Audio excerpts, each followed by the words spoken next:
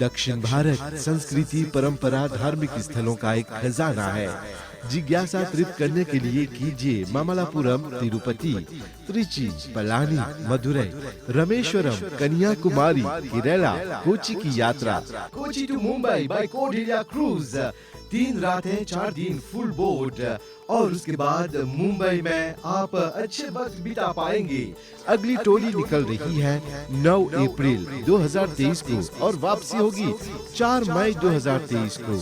ज्यादा जानकारी और रिजर्वेशन खातिर कॉल करा 57019809, 57019809 या तो 59498703, 59498703 पर। ऐसे मौके बार बार नहीं आते। मौके का फायदा उठाइए और कीजिए यात्रा तीर्थ यात्रा एसोसिएशन के साथ।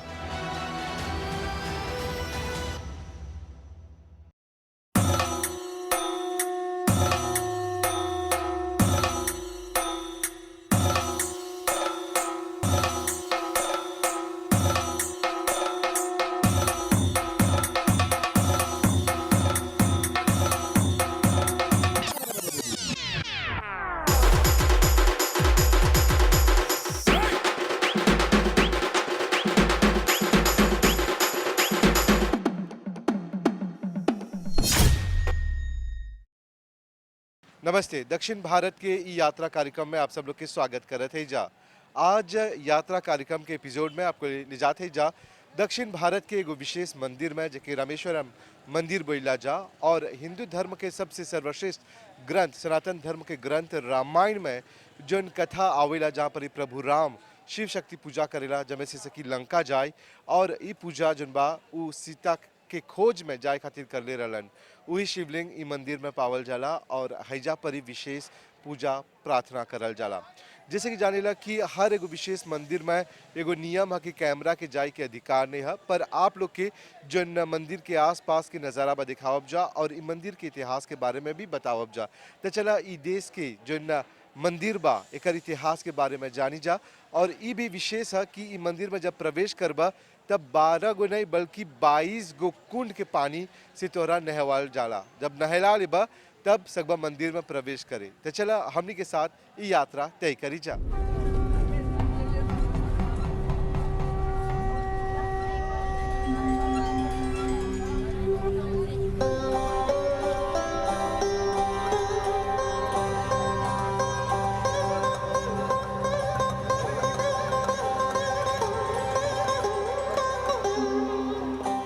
पाप नाशिनी गंगा, गंगा जन सबसे पावन है, सबसे पवित्र है।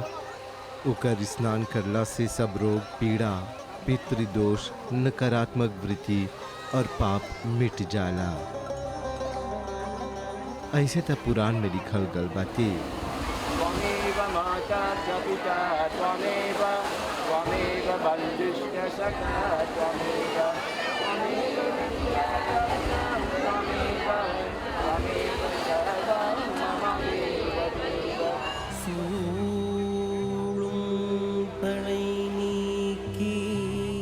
वही गंगा में स्नान करला के बाद टोली के भक्तगण के मन में रामेश्वरम के दर्शन के लालसा रहल।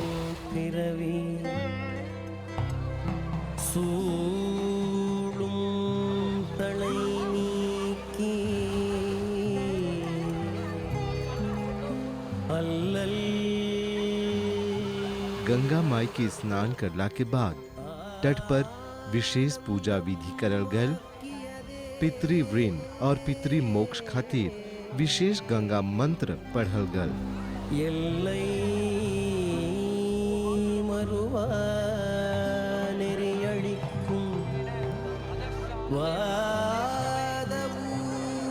मंत्र उच्चारण के बाद गंगा माँ की आरती करल गल।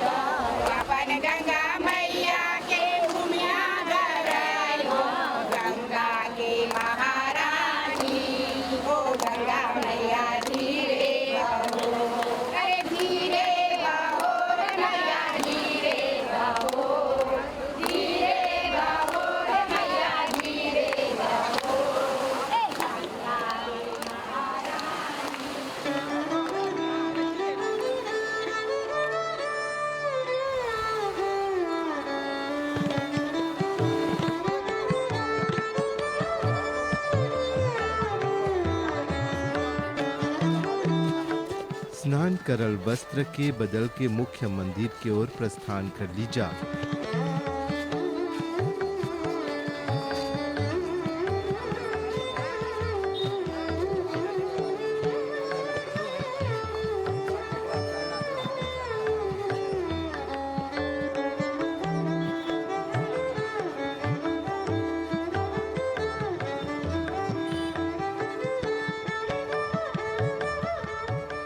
पथ पर अनेक साथी मिलल, देवी देवता के दर्शन करे के मिलल।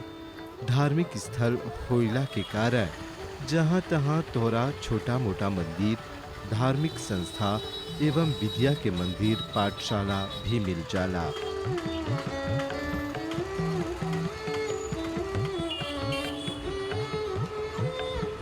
भारत के हर प्रांत, हर एगो कोना में तोहरा जनावर चढ़ते मिल जाला। कहे कि देश में जनावर के भी पूजल जाला और उनकर सम्मान करल जाला।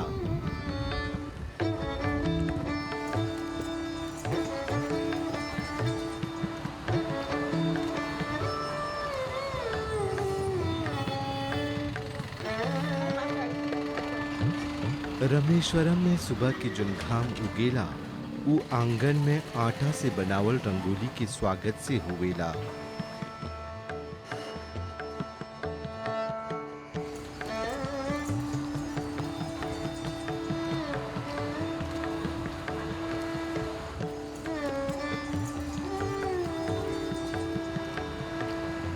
रामेश्वरम मंदिर के दर्शन करे खातिर देश विदेश से लाखों लोग सालाना हैजा परी आवेलन जा, जन अपने आप में एगो गर्व के बात है। कितने घंटा प्रतीक्षा करला के बाद मंदिर के प्रांगण में प्रवेश कर लीजा। मंदिर में प्रवेश करे से पहले पड़ेला 22 गो कुआं के जल से स्नान करे के। मानल जाला कि हर एगो कुआं के अपन अपन महत्व बाटे, हर कुआं के अपन अपन नाम बा, अपन अपन विशेषता बा।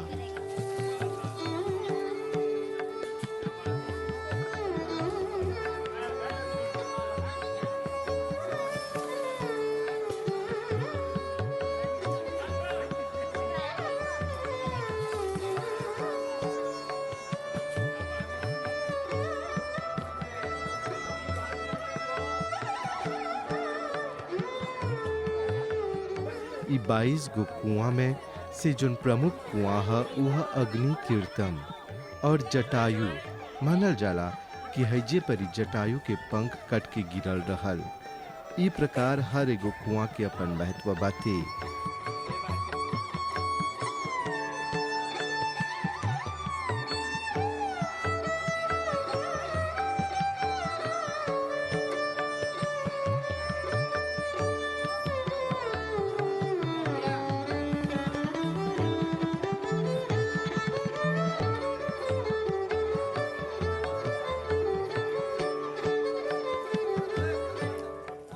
इस सब कुआं के ठंडा पानी से स्नान करला से शरीर के हर रोग और मन के सब संताप मिट जाला।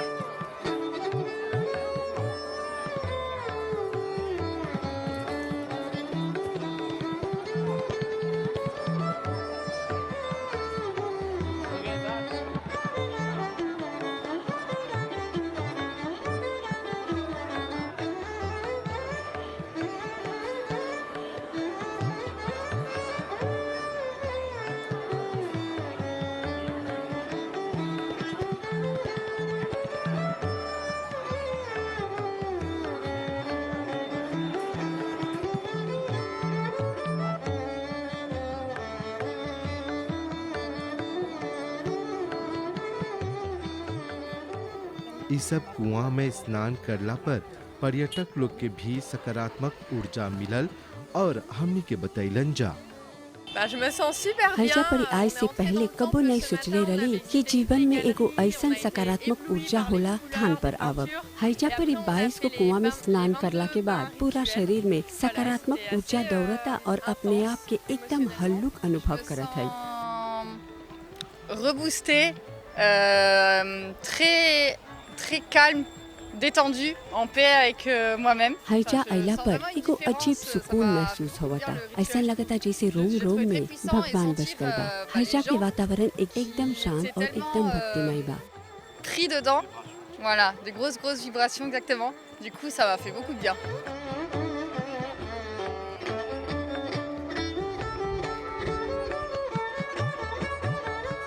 उत्तर भारत में काशी के जोन मान्यता बा वही दक्षिण में रामेश्वरम के बा। हिंदू लोग खातिर ई धार्मिक रूप से बहुत बड़ा महत्व रखेला।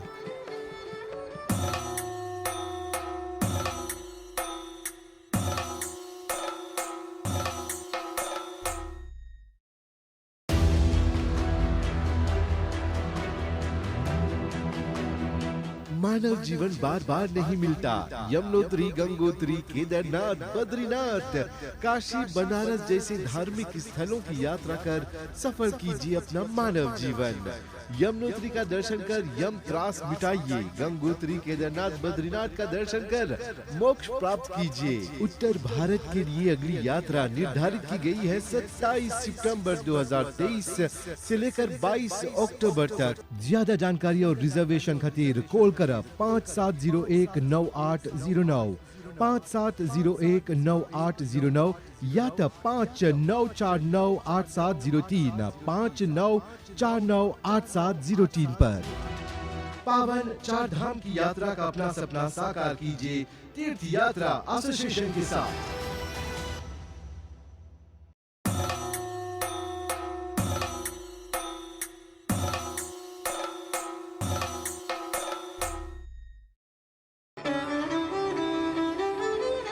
रामेश्वरम चेन्नई से 600 किलोमीटर दक्षिण में है।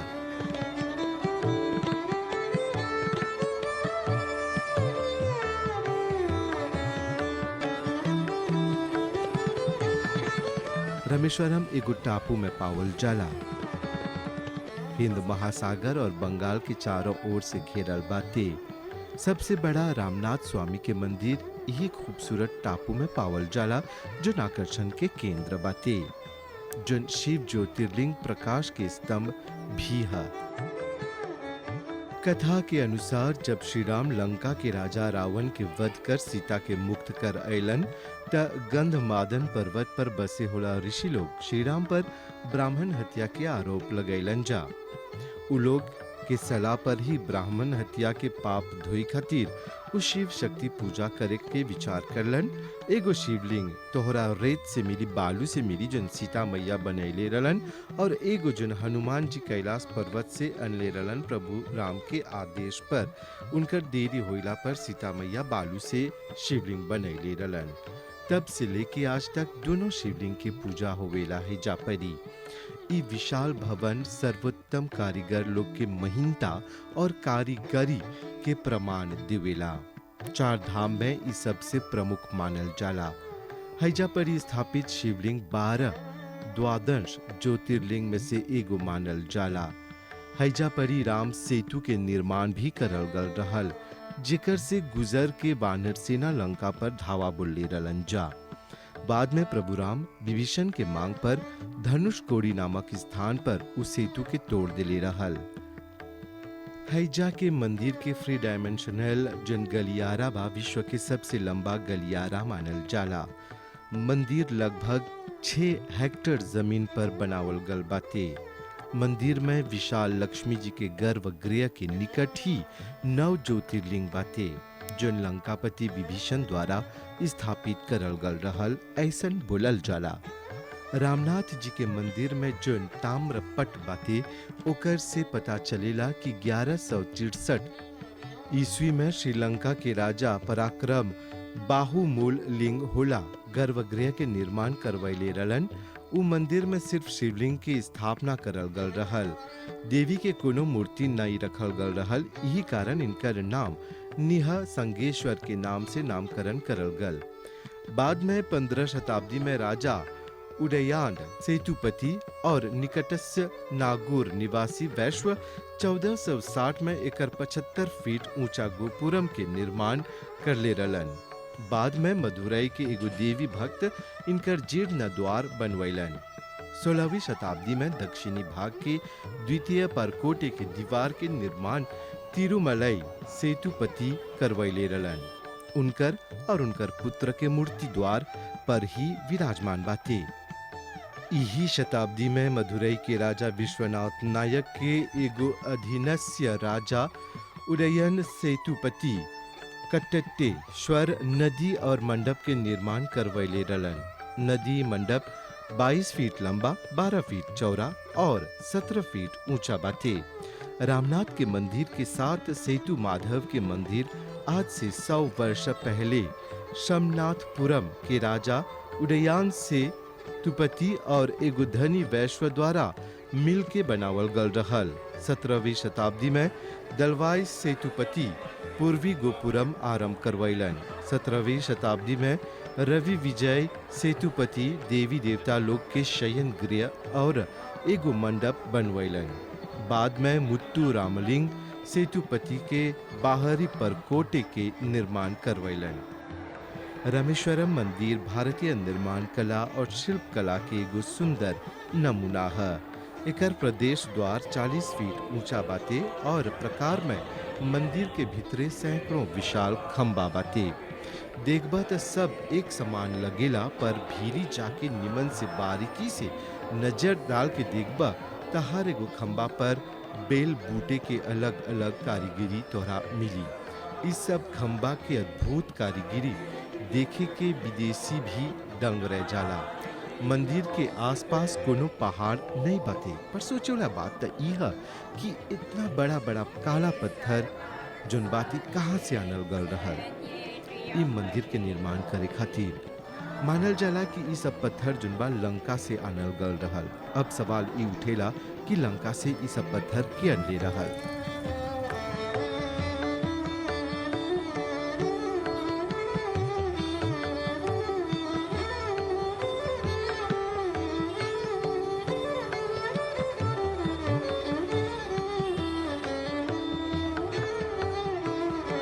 हमारा ये रामेश्वरम का दर्शन इतना शुभ था कि मैं आपको बयान नहीं कर सकती हूँ। हमारे जो मन में जो भी इच्छा था आने का वो मेरा पूरा हुआ आज यहाँ कर, क्योंकि मेरा जन्म हुआ है रामनवमी के दिन और ये राम के धाम आकर मेरा आज संपूर्ण यात्रा पूरा हुआ। मेरा जो अनुभव है तो सबसे पहले तो हमने समुद्र में हमने डुबकियाँ लगाई और उसके बाद हमने 22 कुएं का जो जितना अनुभव है हमने नहाया। 22 कुएं के पानी से, कुओं के पानी से हमने नहाया तो मुझे लगा कि मैं तो बहुत धन्य हो गई, मन बहुत गदगद हो गया और ये जो अनुभव मिला वो बहुत बहुत बहुत अच्छा अनुभव मिला। हम घर इच्छा रहा ढेर दिन से आवे के हियाँ, लेकिन एगो ग्रुप में आए सब तीर्थ यात्रा ग्रुप में सब कोई अच्छा से हमने अली से हियाँ सब पूजा सब अच्छा से हो डुबकी मरदनी समुद्र में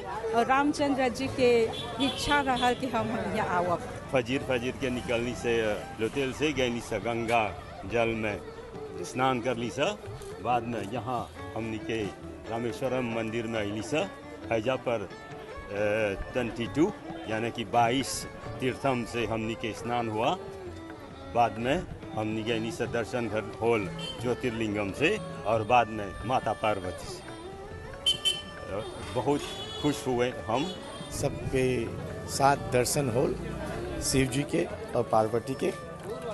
और यहाँ आए कि रामेश्वरम फासिल नहीं है, बल्कि क्या होला यहाँ जब अइबा तब 20 नहीं आवेला जहाँ पर मंदिर है वो बाहर चला पॉक करके तो दूसर 20 लेके लोकल 20 लेके यहाँ आए के तो हमने के लोटेल पर घर ही है तो हमने के परल दूसर 20 लेके और यहाँ आए के। रामेश्वरम के भ्रमण करते करते हमनी के मुलाकात एगो भंडारी से होल। जन रामेश्वरम के भंडारी है पर ओकर में ज्ञान कूट कूट करके भरल बाटे। साक्षात शिव जी के दर्शन हमनी के छोटापुन शब्द में करा दिलन। ये मंदिर रामेश्वर में 12 ज्योतिर्लिंग सबसे बड़ा रामेश्वर। ये राम भगवान बनाया बालू का शिवलिंग है। ये शिवलिंग ऐसा बनाएगा रामेश्वर रावण को मर जाने के बाद रावण को आत्मा अंदर आके राम ईश्वर रामेश्वर। ये 12 ज्योतिर्लिंग में पहले सूर्य भगवान उठाएगा, पहले रामेश्वर। सूर्य अष्टम करता है हिमालय में केदारनाथेश्वर, उत्तर प्रदेश में काशी विश्वनाथ, महाकालेश्वर मध्य प्रदेश में, गुजरात में सोमनाथ, आप महाराष्ट्र में भीमाशंकर, वैद्यनाथ में कृष्णशेखर, नागशेखर, आंध्रा में श्री शैल मल्लिकार्जुन, ये तमिलनाडु रामेश्वर। ये रामेश्वर हिंदू संस्कृत में 3 बार पपुती लगता है। पहले पर्वत मेरू पर्वत का पेट के अंदर समुद्र, नाग साथ में नारायण भगवान। इतना पैसा कमाई करेगा जाएगा, पेट से नारायण से खाना करेगा तो आत्म संतोष हो जाएगा। इधर से ब्रह्मा, आप जीवन के साथ घुमाते रहेगा, जीवन निकल जाना, शरीर जमीन जाएगा, आत्मा ऊपर जाएगा। उपमा शिव भगवान का शंकर जी का साथ में ऊपर 3 नंबर 1। ये 3 नंबर गए रामेश्वर, काशी, बालाजी, ये 3 जगह पर रामेश्वर। रामेश्वर में आने वाला सुबह सुबह मणि का दर्शन, मणि दर्शन करता भगवान का पत्ती का रूप में मणि है, नागमणि नहीं है, भगवान का पत्ती का रूप मणि है। ये भगवान 3 जगह पर खाना लेने का अन्नपूर्णी के पास बोला, अन्नपूर्णी खाना लेके आने के लिए लेट हो गया। इस समय में भगवान गर्म हो गया। इस टाइम में अन्नपूर्णी विष्णु भगवान का महिला चिल्ड्रन से खाना पीना करके लेके आया। भगवान गर्म करके पत्ती का निकाल के समुद्र में डाले, ये मणि रामेश्वर में मणि हो गया। मणि बोलता है आने वाले के लिए क्या मणि क्या मतलब कोई मालूम नहीं पड़े। मणि बोलता मणि में क्या रामेश्वर में ये मंगला दर्शन। रामेश्वर में आना शंकर भगवान का कल उठा करके हाथ मुँह धो मंजन करके पीना स्नान के लिए मणि दर्शन। ये मणि दर्शन करेगा, शरीर में सारे पाप पैर में आएगा। बाद में राम भगवान लंका जाके रावण को मारने के बाद ये समुद्र में स्नान करे, अग्नि कुंड पर स्नान। ये अग्नि कुंड में स्नान करने के बाद पवित्र 22 कुंड में स्नान करें, अपना शरीर पूरा शुद्ध हो जाएगा। काली पेट में भगवान का जल दूध चढ़ा देने का अपना परिवार पूरा शुद्ध हो जाएगा। गंगा जल चढ़ना तो अपना शरीर शुद्ध हो जाएगा। दूध का अभिषेक करेगा, अपना घर शुद्ध हो जाएगा। जो यात्रा है मन दिल से काम करना, दिल में जा करना है। भगवान ने सरकारी टिकट लगाया, जो भी पढ़ना, जो भी खर्चा करना, उसको मन की बात। ओम नमः शिवाय।